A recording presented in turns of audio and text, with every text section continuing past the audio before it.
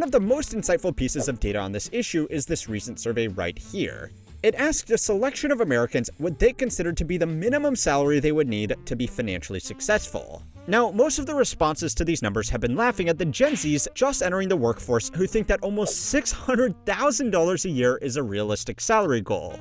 Because for most people, it just isn't. Unless you are in a few very specific career paths, there are basically no jobs that pay this money. And even then, you need an insane amount of luck to get those opportunities. Now, you can blame this on young people who don't really know how the world works yet, or social media that makes it look like every hustle bro is flying private, but it's all distracting from a more interesting data point. The average boomer thinks financial success is achieved with a salary of just under $100,000.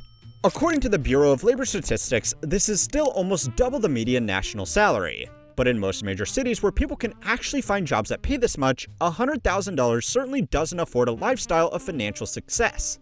There is simply a massive gap in expectations between the generations looking for their first jobs and the group responsible for giving out most of the jobs, so they both agree that nobody wants to work, just for different reasons. The second type of job that nobody wants to work are in workplaces that push their staff, demand unreasonable overtime, or have management that are needlessly abusive. This happens in a shocking amount of businesses across the country, and even if you are lucky enough to avoid a boss that thinks shouting is an effective motivation tool, you have probably worked some overtime out of fear of losing your job or being reprimanded. According to a 2023 workplace survey, the average full-time worker across the country studied is now putting in an average of 9.2 hours of unpaid overtime.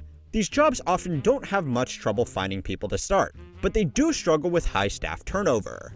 The third are simply jobs that never actually existed.